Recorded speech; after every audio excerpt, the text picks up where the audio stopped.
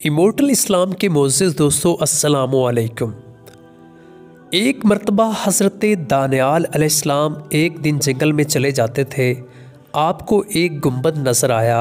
आवाज़ आई कि ए दानियाल, इधर आ। दानियाल अलैहिस्सलाम उस गुंबद के पास गए। मालूम हुआ कि किसी मकबरा का गुंबद है।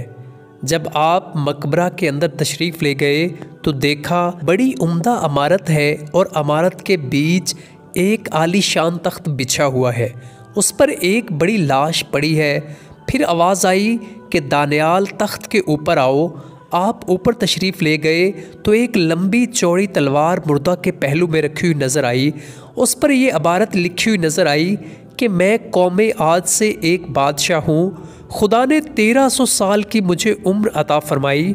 12,000 मैंने शादियाँ की, 8,000 बेटे हुए और बेशुमार ख़जाने मेरे पास थे। इस कदर नेमतें लेकर भी मेरे नफ्स ने खुदा का शुक्र न किया, बल्कि उल्टा कुफ्र करना शुरू किया और खुदाई दावा करने लगा।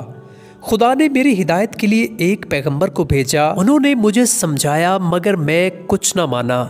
अंजाम ये हुआ कि पैगंबर मुझे बद्दुआ देकर चले गए। अल्लाह ताला ने मुझ पर और मेरे मुल्क पर कहत मुसल्लत कर दिया।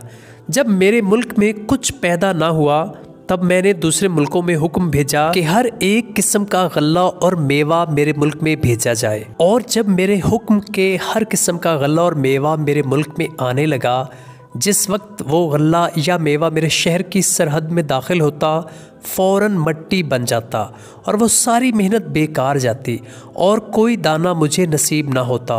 इसी तरह 7 दिन गुजर गए और मेरे किला से मवाली, बीवियां, बच्चे सब भाग गए।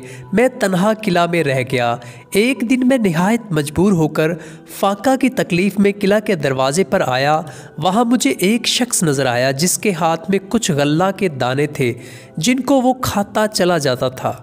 मैंने उससे जाने वाले से कहा कि एक बड़ा बर्तन भरा हुआ मोतियों का मुझसे ले ले और ये अनाज के दाने मुझे दे दे, मगर उसने ना सुना और जल्दी से उन दानों को खाकर मेरे सामने से चला गया।